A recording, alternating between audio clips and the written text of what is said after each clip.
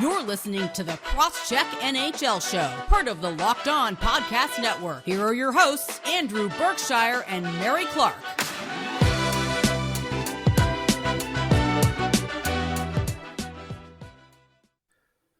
Welcome to the Cross-Check NHL Show. Today's episode is brought to you by BetOnline. BetOnline has you covered this season with more props, odds, and lines than ever before. BetOnline, where the game starts. We've got an exciting show for you today. We're going to talk about the Olympics, specifically focusing on Canada and Team USA.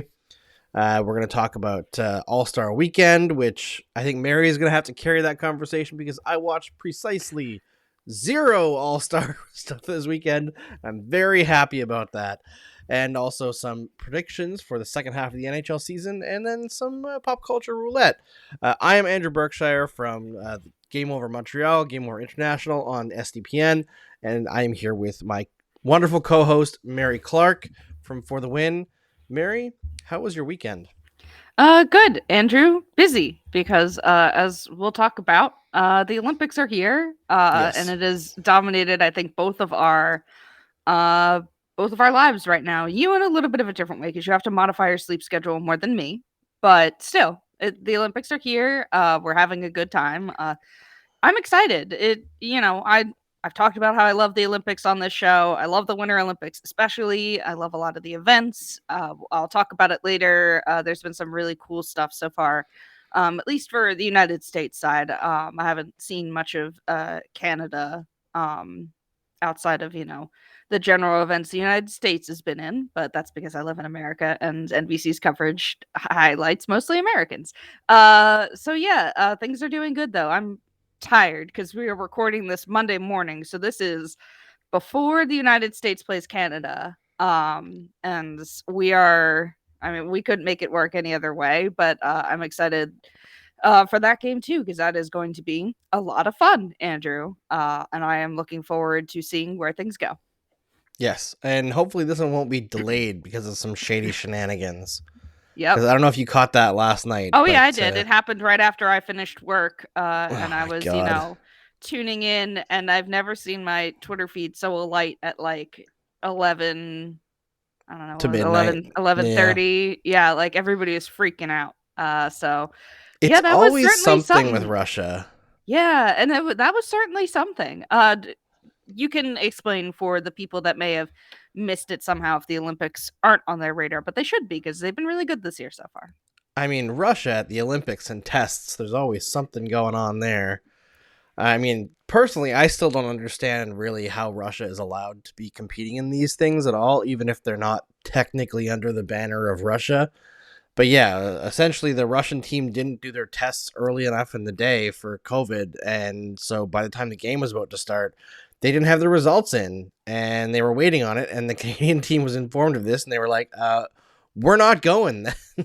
Because unlike Russia, or, Russian Olympic Committee as they're called, Canada has gold medal in mind here for the women's hockey tournament, and if they were to catch COVID from the Russian team who hadn't done their testing, that would have derailed their entire tournament, and some of these girls aren't going to get another tournament, right? Waiting 4 years is a big deal. So this was, precautionary, and they ended up playing the game in N95 masks, which is really weird. And I feel like, man, I can't imagine playing a sport in an N95 mask. I get winded going up the stairs in one of those things because I can't breathe through them. But incredible effort by the women on both sides, obviously, because the Russians played with masks as well.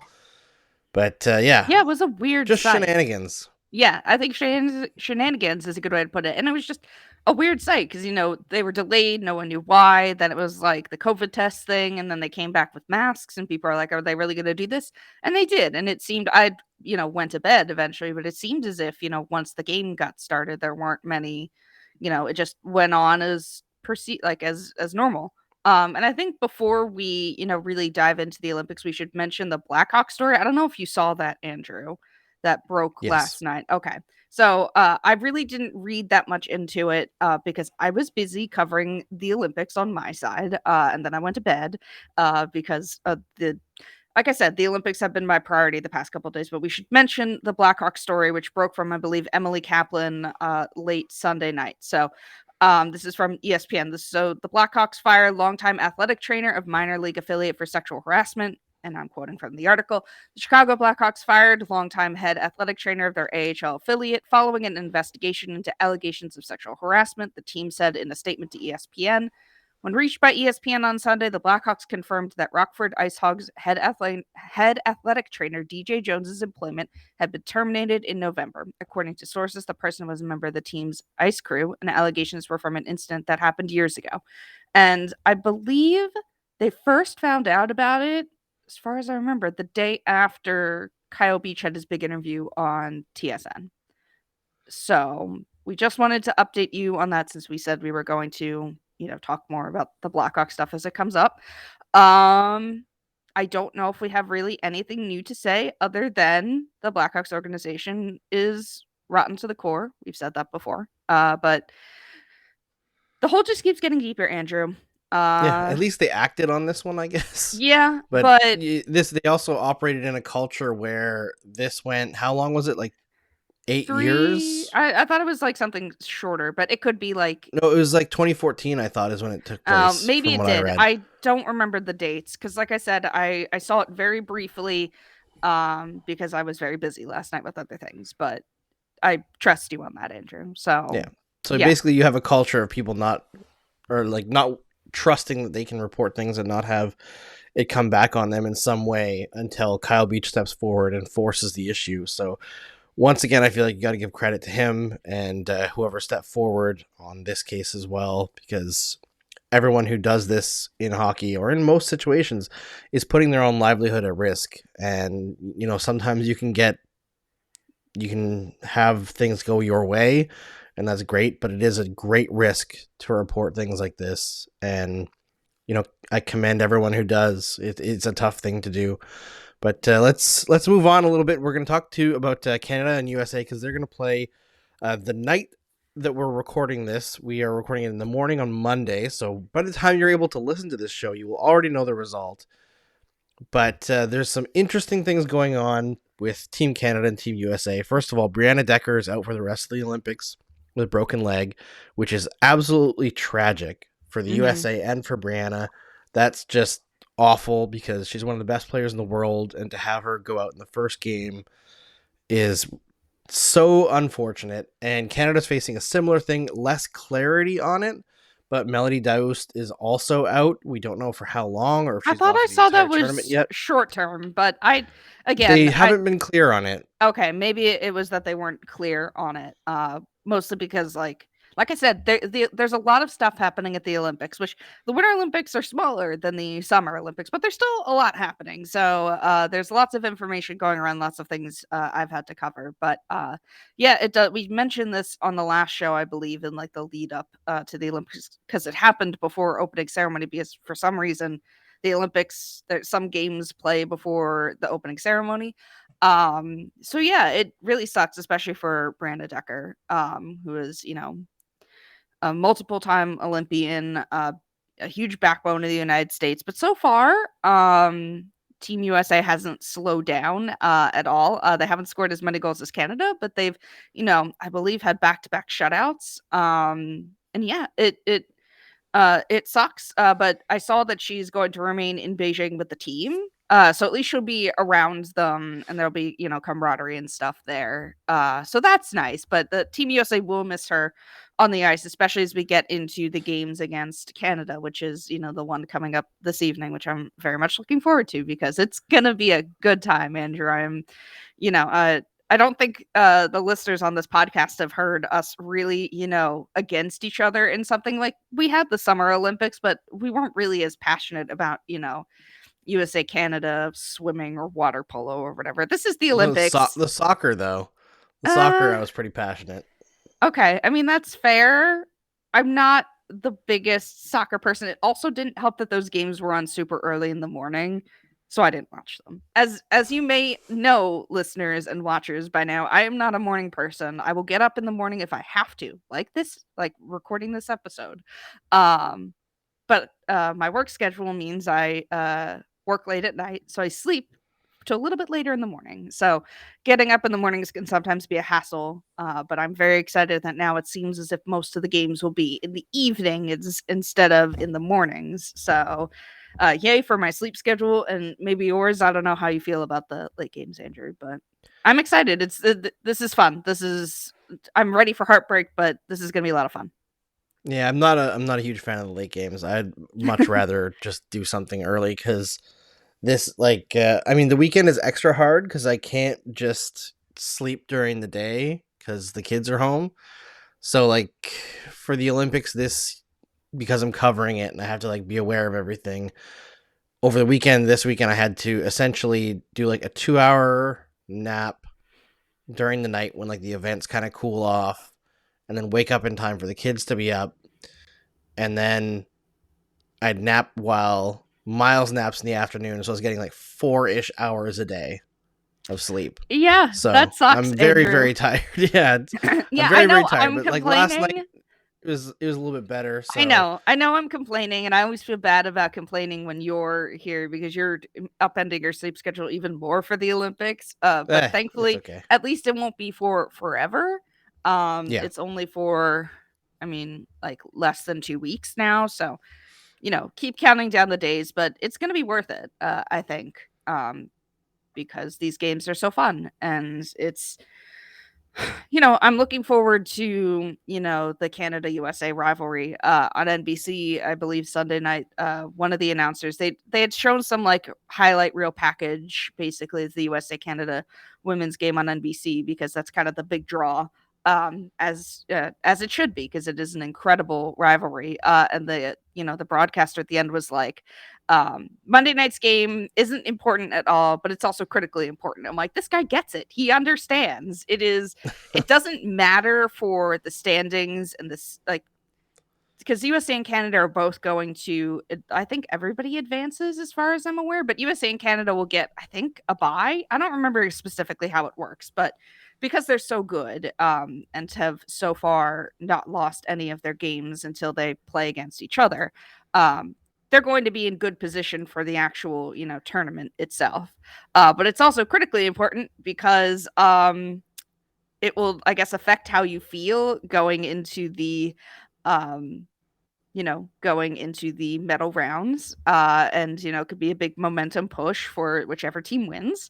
So I was like, this quote boils it down specifically, like, to the essentials of what like the round robin tournament games are, because I don't know if they're usually big indicators of who wins the gold at the end, but whoever wins has to feel good coming out of it that they beat their arch rival. So I completely understand where that quote is coming from because I completely feel it in this instance.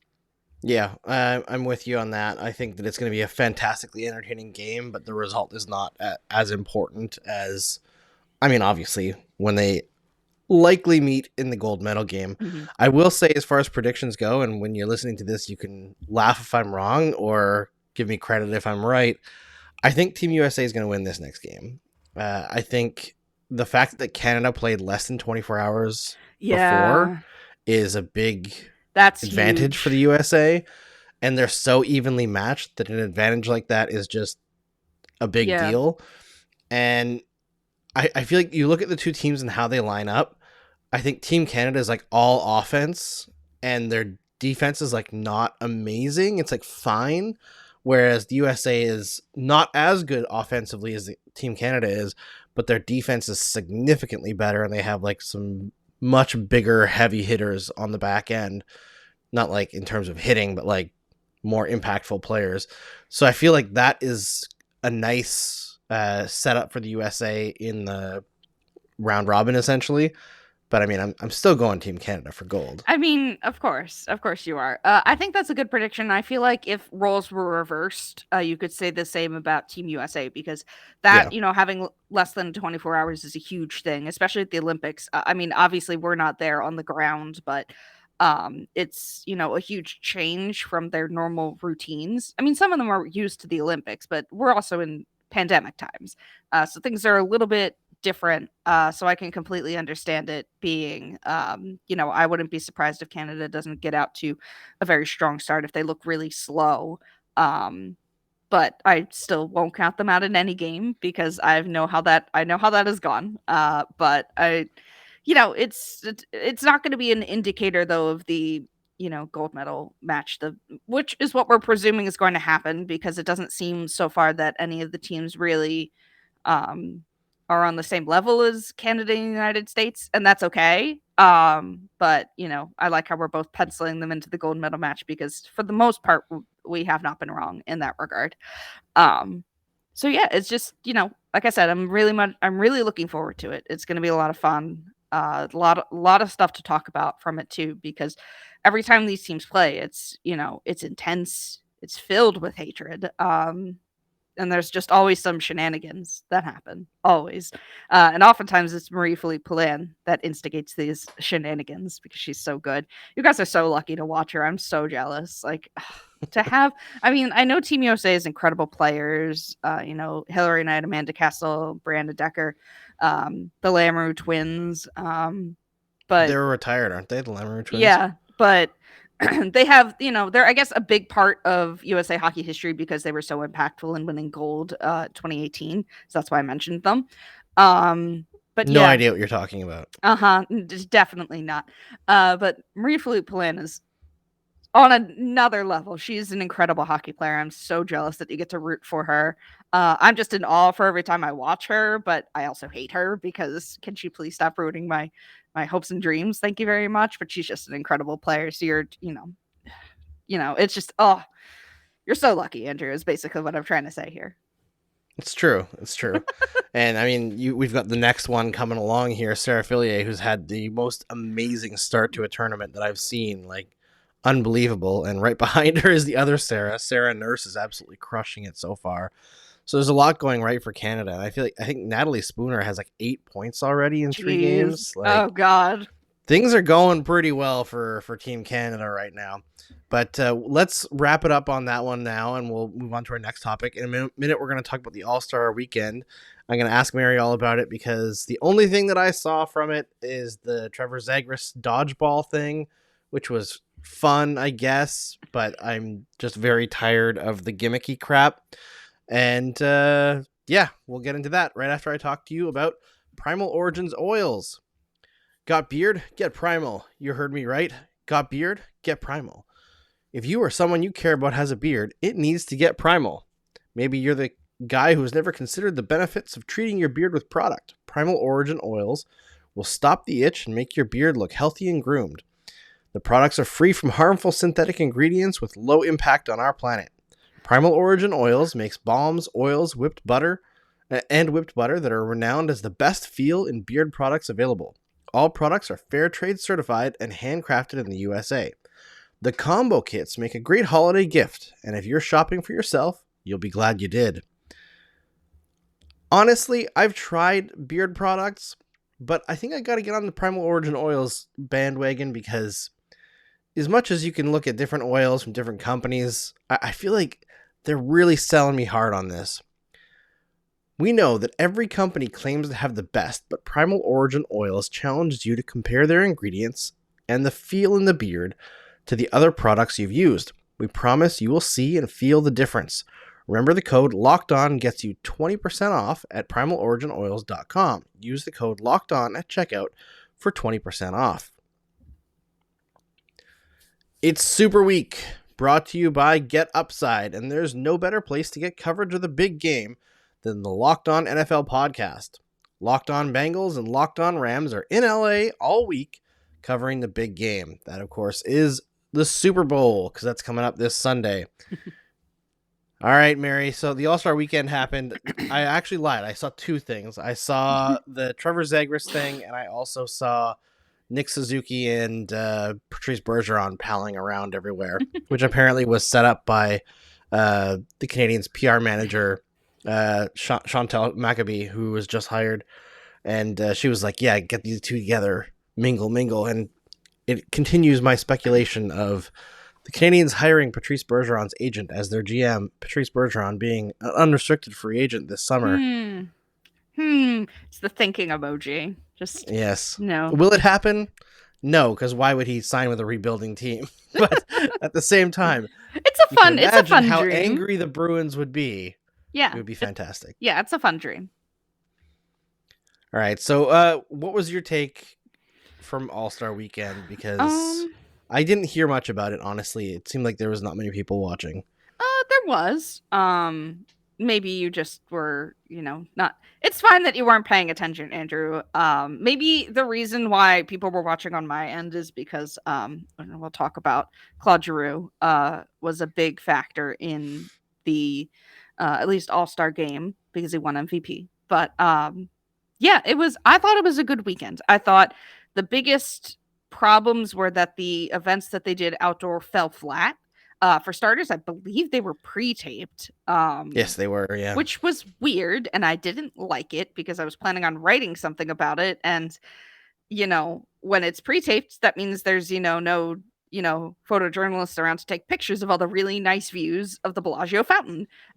So big strike against their NHL. I know that realistically it makes more sense to have it be pre-taped, but it made the event drag. It was a neat concept.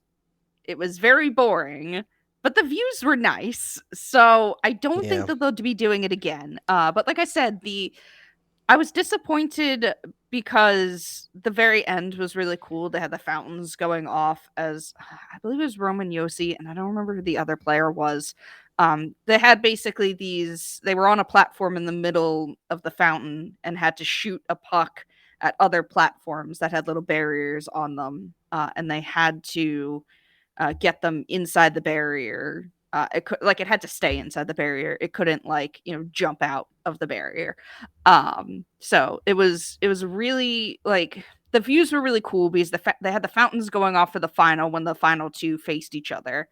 And the views were nice, but it just, it was slow. They had to tap the pucks to get them to light up.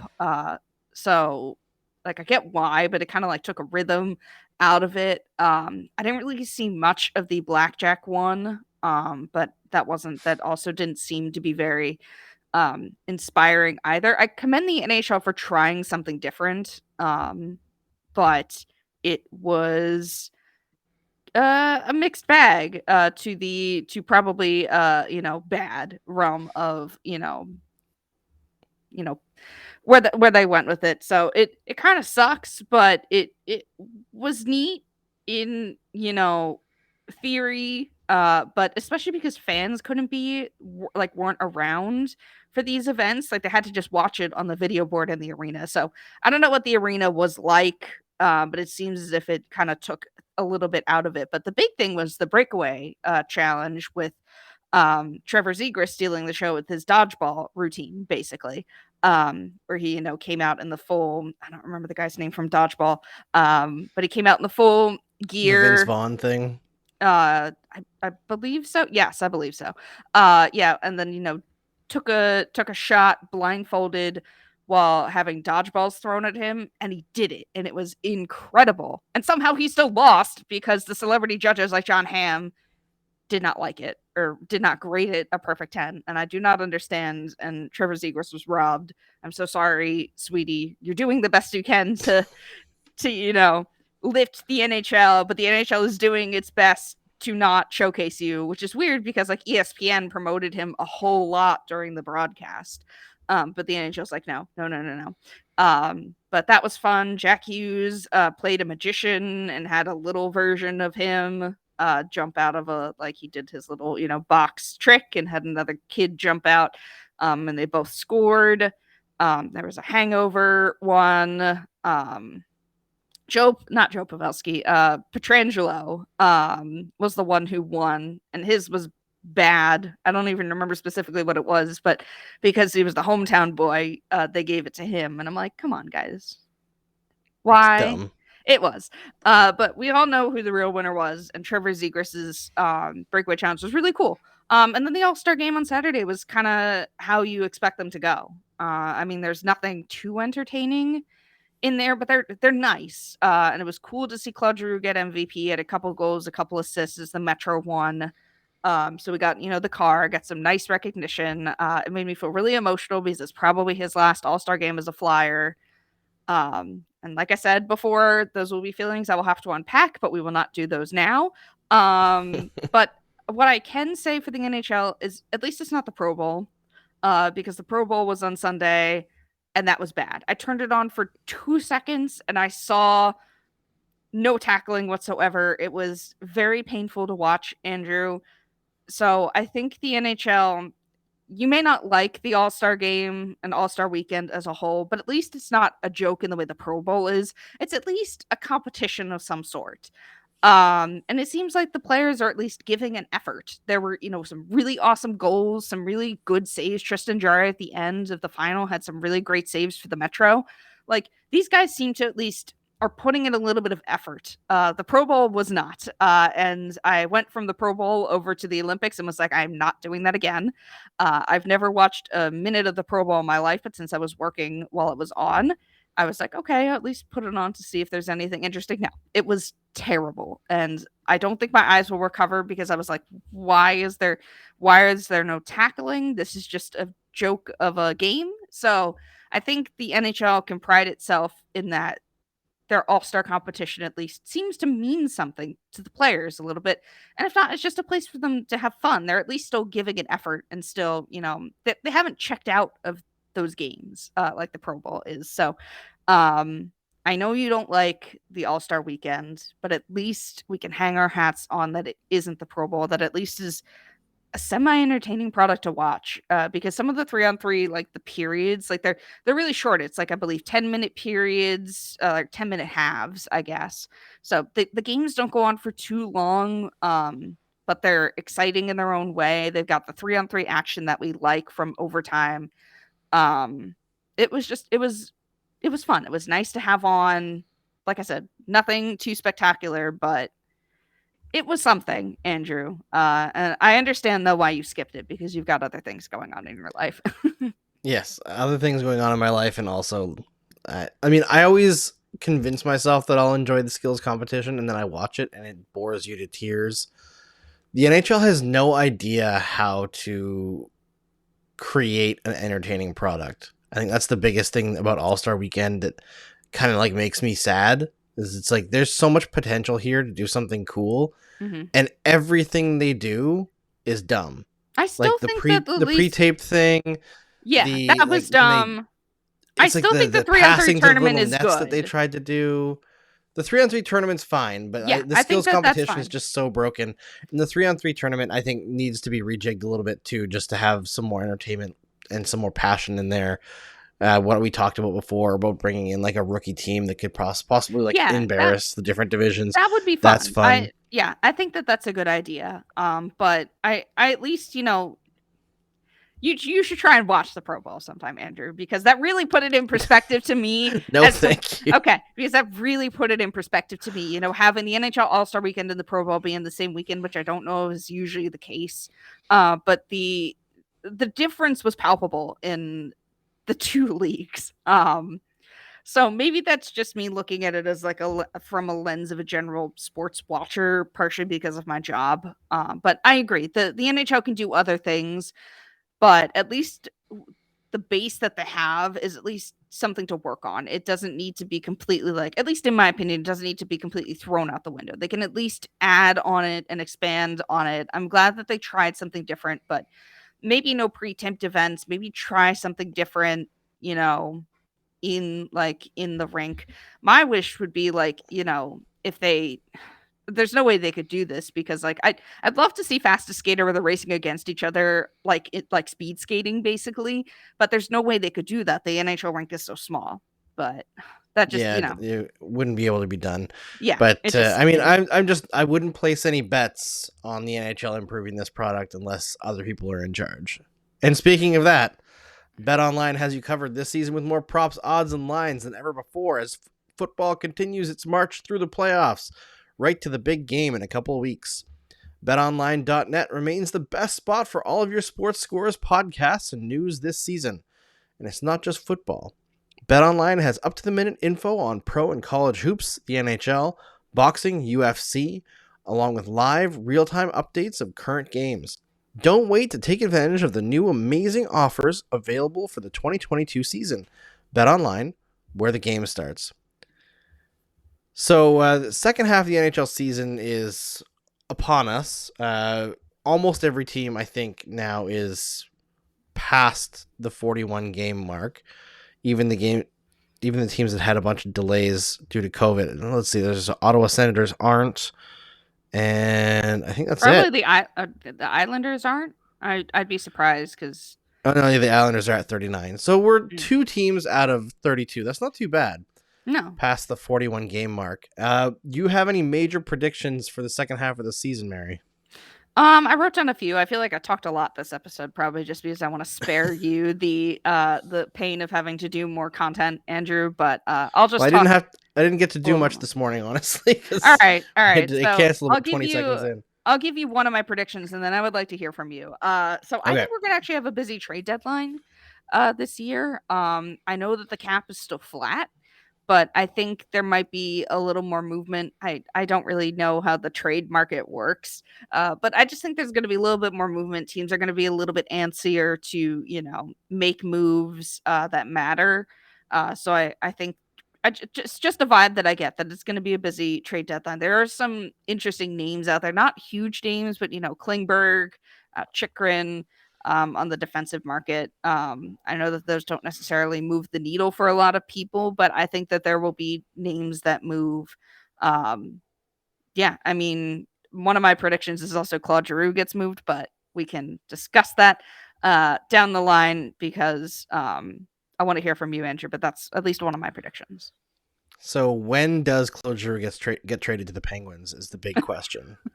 That would hurt. I saw a friend of the show, Hunter Hodes, saying I wouldn't mind Giroux passing to Gensel for the rest of the year, and I was like, no, Hunter, please do not do this to me. I mean, Ronnie Hextall loves him. I know. I can't see them making it work money wise.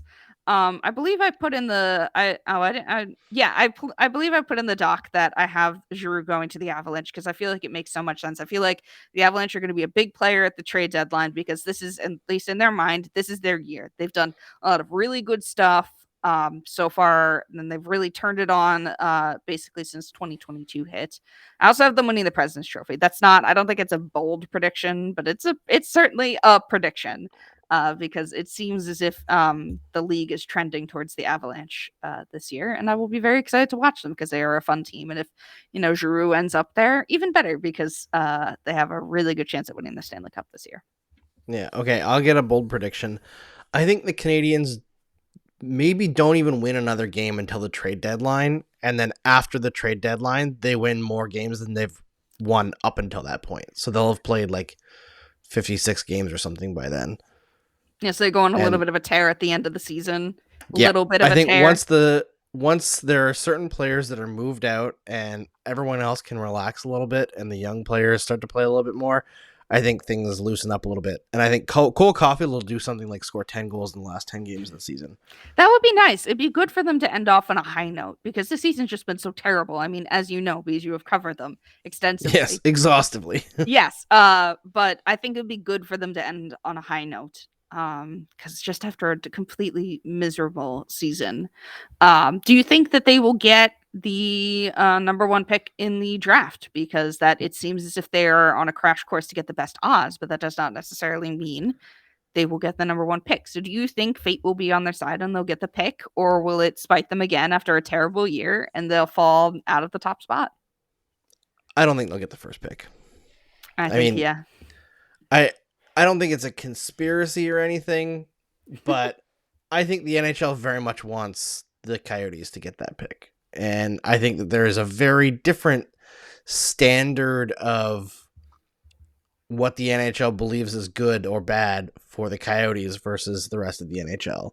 The fact that they're going to go into this 5,000 seat arena and they haven't said anything negative about it, when you had the Winnipeg Jets in their 15,000 plus seat arena and Gary Bettman on the day that they got that team lecturing them about how they had to sell out every single night or the team would just move away right away. I think that there's not necessarily shenanigans, but there's a push for the Arizona Coyotes to get that pick. Is Gary Bettman American or Canadian? I've never. He's American. He's a New Yorker. Okay. I couldn't, that makes sense to me, but in my mind I was like, do I actually know this answer? So now I'm glad I asked and I know the answer, but it makes sense that he's a New Yorker. Yeah, So I think the stuff that's come out recently around the All-Star game, I saw that they were talking about basically that the NHL at large is upset with the restrictions in Canada, and they want to move the draft draft. out of Yeah. Montreal if the restrictions aren't lifted. And like, first of all, it'll be in July. There won't be any restrictions because it's the summer and the caseload will be lower. So calm your underwear there, Mr. Pants Shitter. And the other thing is, like, shut up. Like, the day that he said that, 4,000 Americans died of COVID. They're like, the restrictions in Canada. Like, your profit doesn't concern me right now. And the fact is, you're just upset because the Canadian gravy train isn't running right now because we're not able to sell out arenas. And Canada has supported this freaking league for decades, where 80% of the profit of the league is coming from the Canadian teams. It's going to get a little bit better now with the American TV deals, but the last one with NBC was a joke. So outside of like the Rangers and the Flyers, barely any teams in the United States make big bank. I guess the Bruins as well. The Canadian teams, all of them are making in tens of millions of dollars in profit, even the Jets. So like, I find that so annoying from this Weasley little jerk that immediately, like, the first chance he gets, he's like, oh, we're gonna move all these events out of Canada. Like, just shut up. Yeah, don't I want to saw hear that from and you was like, anymore. I was like, come on, Gary.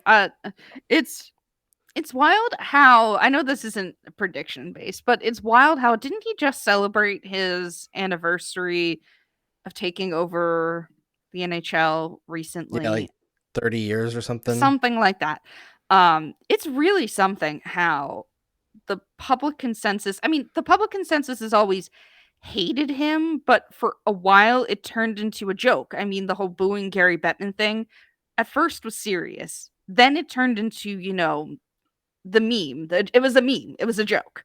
Now it feels like over the past couple of years, things have shifted back into hatred between, the stuff with the Blackhawks, and all of the stuff around that. And there's obviously more I cannot remember right now because the Blackhawk stuff sticks out in my mind so clearly. But it seems as if public sentiment, at least on Twitter, at least the people I follow, which I know isn't a huge sample size, and I know Twitter is not the end all be all, but people do not like him, and it is not a meme this time. When eventually when we get back to the Stanley Cup awarding in front of fans, he's going to get booed, and people will likely mean it. I know for a while because I was in the draft in Philly, however many years ago that was, when we booed Bettman and that you could hear it and you couldn't hear him on the TV. A lot of that was just for the memes, the jokes. But it seems as if people really hate him, and for good reason, because he's done a lot of really um like irresponsible things, reprehensible things, allowed a lot of those things to happen under his watch, and hasn't really taken much responsibility for it. So it's just, I know this isn't a prediction. I just, wanted to mention how it seems as if, you know, people have went from, oh, this is kind of a meme to, oh no, we actually hate this dude. Maybe some people have hated him all along, which, is valid and fair, but like, it really seems as if public sentiment has changed on him in recent years. I mean, between the Blackhawks stuff and the concussion lawsuits and Yeah. the fact that we're like, here's the thing. You have to understand, if you're criticizing Gary Bettman or promoting Gary Bettman as like a good league manager, that like, he's the best league manager that the NHL has ever had, and that's not a compliment so much as every other person who's run the league has been either a crook or completely incompetent. So, like, yeah, there's some stability in the league now that has never really existed before. There's And it infrastructure has, to float along teams that don't make a lot of money, which is good, but also the clamp down on the players, like, time after time with the lockouts and all that garbage, it does wear on people, and the league has not grown at the pace that other leagues in North America have grown, and that comes down to Gary Bettman. At the end of the day, like, yes, the players bear some responsibility too, because There are too many guys in this league who would rather just hide in Arizona and never talk to the media and never do a commercial and be boring than actually, show up and do the work and grow the game. But like Bettman has not done a good job growing the game. Like he's given stability, but the growth is not there compared to other sports. He's brought the way I was going to say it is he's brought hockey joy to new markets, and markets we haven't seen for a while. Vegas, Seattle are the two most recent ones. But he's also caused a lot of pain to a lot of people directly or indirectly. And his tenure is going to be looked at as such whenever it eventually ends. It should be sooner rather than later, in my opinion, because the sport he's isn't going 70 years old. Like, yeah, he's up there in he years. doesn't need to be working anymore. I don't think I've known an NHL without him as commissioner, if I'm being completely honest. I don't remember when he came into the league, but I was born in 93. It was 1992, so yeah, I have not known. He's been here longer than you. Yeah, I have not known a league in which Gary Bettman wasn't commissioner, which is wild to think about. But the NHL isn't going to, grow and heal with him in that role. We've seen it time and time again. Hockey culture isn't going to get fixed with him there because he, makes the problem worse. Yeah, I mean, he should be gone sooner rather than later. But I don't know if he's if he's gonna stay until he, passes away. I have no idea. But he's done so much in for the league in terms of moving it to new cities, making new hockey fans. But he's done so much harm to, the league, its players, fans. Yeah, I mean, we've talked before about how Gary Bettman should be gone as commissioner of the NHL, but I don't know when that's going to happen because he doesn't seem to want to leave. He sees himself as, at the top of the world. A lot of things are, in his mind, going right for the NHL. Of course, there are a lot of things going wrong, too, but I don't know if he realizes that, so. Yeah. All right, I think we actually ran out of time for predictions here, so you got what you got. Yeah, I mean, I don't know if you have any. I don't know if you have any more predictions, Andrew. I only put a few down, so that's why I ranted. Yeah, not really. Bettman. Yeah, so that's more all fun you to rag get. on Bettman. Yeah. All right. So before we get to our pop culture segment, I got to talk to you about Built Bar. This is the time of the year that I've pretty much given up on all of my New Year's resolutions, but not this year. I'm sticking to my resolution to eat right thanks to Built Bar. It almost feels like it's not really a resolution because I actually enjoy eating them. Have you tried the Puffs? If you haven't, you're missing out on one of the Built Bar's best tasting bars. Puffs are the first ever protein-infused marshmallow. They're fluffy, they're marshmallowy. They're not just a protein bar, they're a treat. And they're covered in 100% real chocolate. Puffs are a fan favorite with some incredible flavors. Yummy cinnamony, churro, coconut marshmallow, banana cream pie. So good. These are going to be your new favorite. All Built Bars are covered in 100% real chocolate. Yes, Puffs included. 100% real chocolate. Low calorie, high protein. Replace your candy bars with these. They are better. A typical candy bar can be anywhere from 200 to 300 calories. Go to Built.com and scroll down to the macros chart. You'll be blown away. High protein, low cal, high fiber, low carb. Most Built Bars contain just 130 calories, 4 grams of net sugar, and 4 grams of net carbs, and 17 grams of protein. Compare that to a candy bar, which usually has around 240 calories and 30 grams of sugar and dozens of carbs. Mint brownie, coconut almond, coconut, and this month, the new flavor is white chocolate cookies and cream. They are all delicious, and new flavors are coming out all the time. If they think a flavor might be good, they'll make it, and it'll be delicious, and it'll be good for you. At Built Bar, they're all about taste. They're all about taste delicious first, then figure out how to make it healthy. And I don't know how, but they pull it off every single time. Go to Built.com and use promo code LOCKED15 to get 15% off of your order. Use promo code LOCKED15 for 15% off at Built.com. All right, Mary, I don't know if you had a chance to watch anything other than the Olympics this weekend, but last week heading into, I think maybe Friday, I got to finish off one of my favorite series over the last couple of years with my wife, which was The Expanse, which is based on a book series that is also really good, but it's a sci-fi series set far in the future when mankind has colonized Mars and the asteroid belt in order to essentially mine its resources. And over time, what happens is like Mars becomes a separate entity while like the planet of the Earth is just one world government. So Mars is separate and very heavily militarized, and the belt is like the oppressed people, and they start fighting back. It's really wild, and they like it's hard to stick the landing on a high concept series, and they really stuck the landing. No, So I was very happy with that. That's awesome. I think you've talked about it before, because I feel like I remember you mentioning it before. But it's really cool when things you like actually end well. We've talked about on the show how there are things that we have watched that did not end well. So This is true. so I'm glad that you enjoyed it. I've heard really good things. I think my dad and my sister watch it because they watch a lot of TV together. And I feel like that's one of the shows that they've watched together over the years. So that's cool. It's probably a show that's right up my alley, but I always say I'll add something to my list of shows to watch and never get around to it. That's just how it is, Andrew. Because if I could stop time and just spend all that time catching up on all the things I said I would do it. And you think the pandemic would have been a good time to do it, but no, I had other things happening in my life. So the pandemic should have been a perfect time for me to catch up on things, but that's not how this works. So Nope. yeah, It is not. I haven't really done much pop culture because, like I said, I've been laser focused in on the Olympics. So there's been a lot of really interesting things in the first couple days.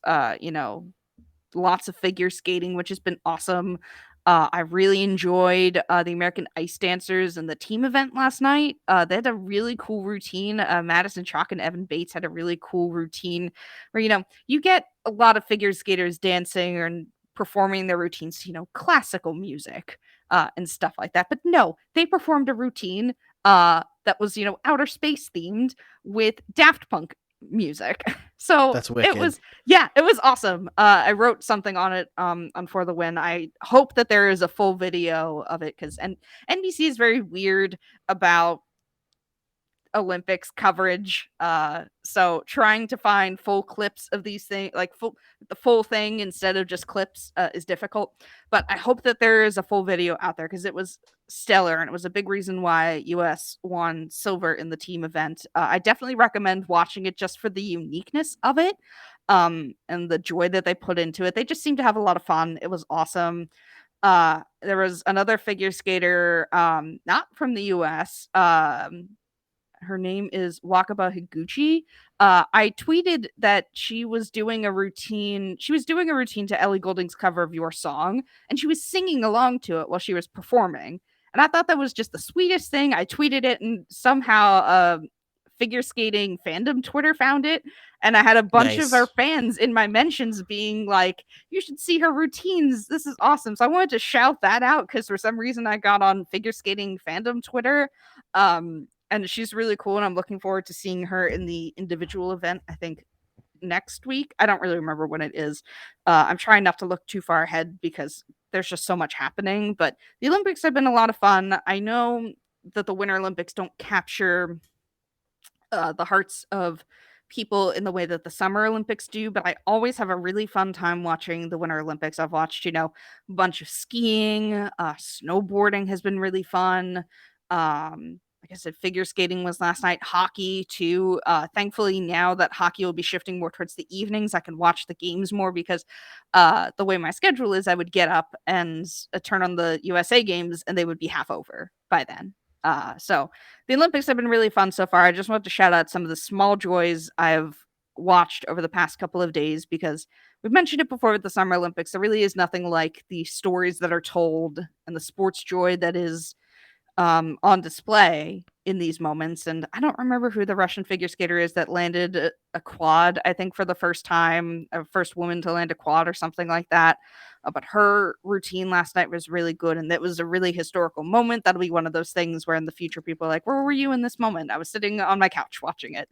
But yeah, just a lot of really awesome moments of, sports, sports feats, sports joy. We don't often get a lot of sports joy or joy in general in this world right now. So I always enjoy the Olympics for the stories it brings. So that is what I wanted to highlight for this pop culture thing, and probably what I'll continue talking about, because it's good to have on during the middle of the day when they're just doing reruns of like luge or alpine skiing or whatever, because it's just great background noise and you get some really neat moments too sometimes. Yeah, absolutely. I mean, watching last night as we had like the crushing moment of Canada's mixed doubles curling team get eliminated on like literally they were eliminated by half a millimeter against Yeah. Italy, I was which is wondering what people crazy. were talking about, and then I realized it was curling. Can I have a hot take before we go? Go for it, yeah. I don't understand why people curling seems to be a sport that's more fun to play than it is to watch, in my opinion. Curling is like playoff baseball Okay. in that every single moment is super intense, right? Maybe Unless if a game is understand it. close, like you know how playoff baseball where like you're watching and it's a very slow sport, but you're watching every pitch and it's just like everybody's sweating, it's like that. A great game. Like that game against Italy was unbelievably good. But we had that, and then you had like the emotional high immediately of watching the men's slopestyle competition, and Yeah, that was cool. Max Perot and McMorris just absolutely crushed it. And both those guys have come back from unbelievable downs. 3 years ago, Perot was diagnosed with cancer, had to go through 12 rounds of chemo. Now he's a gold medalist. McMorris was, he hit a tree in the woods and almost died. He was essentially left for dead. So like that's really awesome. So like those stories that happen in the Olympics are so special, and we so rarely get to highlight these athletes because they're not playing, sports that are on TV all the time necessarily. Maybe so that's really the cool. curling thing is just, I always seem to catch it when there's like downtime. Like I don't know. There just seems to be a lot of them standing around and strategizing, and I don't always understand what they're doing. So it's not interesting to me. I know curling kind of captured the hearts of Americans when the American team, didn't they win gold? I feel like they won gold. I'm so sorry to disrespect them like this. I think they won gold in Pyeongchang, and that's when Mr. T got super into curling, which is like super fun. Yeah, because like I don't know, it seemed to capture a lot of people's hearts, and maybe I just don't understand it because it just seems like a very slow, methodical sport to me, which is awesome, but maybe I just don't understand. Like I'll have it on in the background, but I'm not like enraptured. I'd rather watch like skiing runs or speed skating specifically. I love speed skating so much. Even like short track is like the pinnacle for me, because it's absolute chaos on the ice at all times. But even just like the ones where it's just the two racing in the really big track, I don't know. That's just very mesmerizing for me to watch, and I just don't get the same thing with curling. But maybe, I don't know. Maybe it's a me thing. I can absolutely believe that it's a me thing, but it seems like I'd actually love to play it. I think it'd be really fun to play. But maybe it's just one of those things where to me it's a sport that I'd rather play than watch. But just like golf. I feel the same way about golf. Yeah, I mean, I find golf infuriating.